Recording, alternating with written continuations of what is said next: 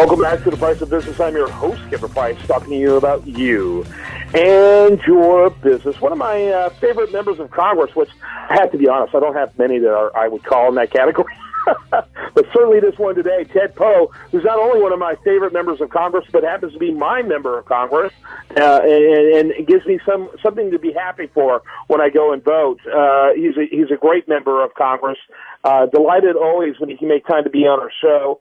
He's figured out how to be a sophisticated leader for promoting policies for limited government and free enterprise and a safe country without being easily characterized as a gadfly like much of the media tries to do. And that's hard to do, Congressman. Anytime they can make a guy like you with belief like yours look like a nut, the media is glad to do it. So says a lot about you and what you've done. Well, thank you, Kevin. I love your work. Now, with there's so much going on, Ebola and so many other things driving the narrative so much. But I noticed in the last couple of weeks you introduced a new gun legislation that has gotten only a little bit of media play, but I certainly hope gathers some traction. Would you like to talk a little bit about that on today's show? Yes, the ATF now is going to require that gun dealers, when they sell a firearm, that they record the race of the buyer, and the buyer also must record their race on this ATF form. If they make a mistake or don't record their race, the gun shop dealer could lose their license. And this is just one more attempt by the ATF and government for overreaching. Why does the government need to know the race of a person who buys a gun? They don't. Is it racial profiling? Is it an attempt to try to shut down gun shops? And so the legislation is very simple. It says the federal government cannot require the race on a form when a person buys a gun from a gun dealer. And the gun dealer doesn't have to record it. No, the person that buys it doesn't have to give their race. How long have they been asking for the race? They just started. The ATF just started revising their form to require the race to be put on this document that is in possession of the gun owners. Yeah, that's interesting. What would you think is the motive behind that? Well, I don't think the motive is the only reason I see that the motive for the ATF is to require more regulations. Then when people make mistakes, use as an opportunity to prosecute either the person who bought the gun or the gun shop dealer with the long-range intention of shutting down these gun shops. The federal government doesn't believe in the Second Amendment. The people of the country do. Most members of Congress and both sides believe in the Second Amendment, and they're not going to be able to change the Second Amendment legislatively, so they're trying to do it administratively and requiring more and more regulations with, I think, the desire to eventually wear out the gun dealers and put them out of business because of the non-compliance with a form or a mistake that's being made. That's my thinking of. And why is the government doing this? Why do they care about the race? Why aren't they prosecuting people that use firearms in the commission of crimes? Why aren't they doing that as opposed to trying to go after gun shop dealers and people who want to buy firearms and make sure that they write their race correctly, or woe be to them, the federal government comes swooping in. Mm-hmm. Yep. Seems like a bill like this would have a very good chance in the House, but then, of course, it has to go to the U.S. Senate, which raises the question about the 2014 elections. What are your thoughts about that? The Senate elections, there are 9 seats that are in play for Republicans to take. 6 of those, we need to take 6 of them to take the majority. I think there's a real good chance that we will take most of those, and we should be able to take over the Senate at least 51 to 49. So I'm very optimistic. We got good candidates. 9 elections in play. We need to win 6 of them. And you feel good about that. Don't you think we should be doing better? I mean, what is it about? Is it the Republican narrative? You know, I was hoping that something that has remained incredibly unpopular, which is Obamacare, has remained an administrative nightmare, has raised the rates for the vast majority of people out there. It's you know what a conservative is. A conservative is a liberal that's been mugged. That's the old cliche. Well, Obamacare has mugged virtually everyone. I don't understand how virtually every statement that hasn't come out of Republicans' mouths hasn't been tied to Obamacare. And you make a good point, Kevin. Republicans need to keep sending the same message that Obamacare is bad for the country. We need to repeal it. But Republicans also need to lead with answers. We can't just be against the president's policies. We have to have answers and a plan on each of these issues and be vocal about this.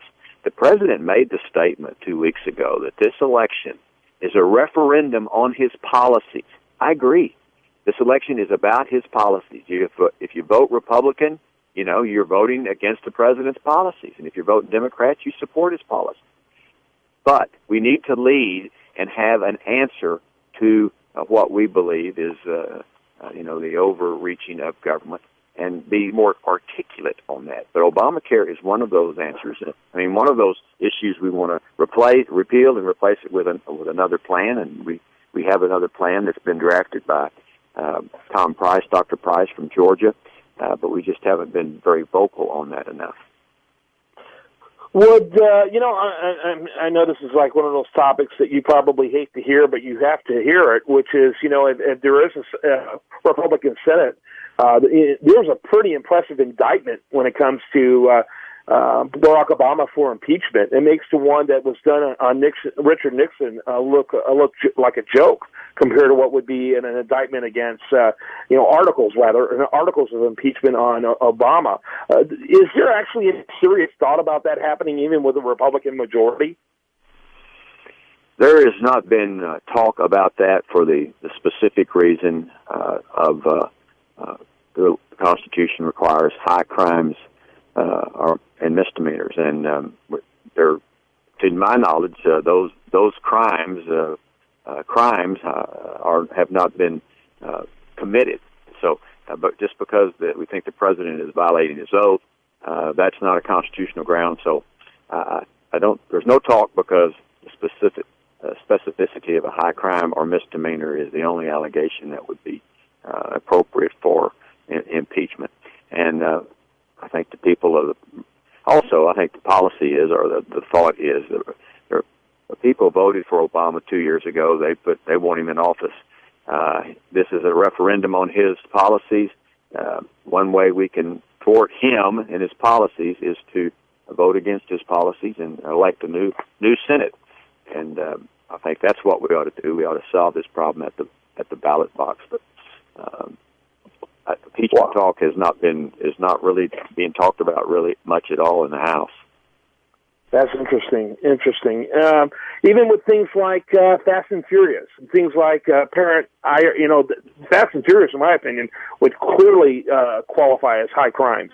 I would say what happened if the IRS is being used and for political purposes, because that was actually part of the articles of impeachment against Nixon, was the potential abuse of the IRS. We know abuse happened under Obama. These don't constitute high crimes? Well, they may or may not. Of course, the immediate thing is, as you mentioned, Fast and Furious, and there are other scandals, Fast and Furious. Oh, yeah. The IRS, the Veterans Administration, the NSA spying on America. Nobody's gone to jail. And that's because we've got a attorney general that won't prosecute people in the administration.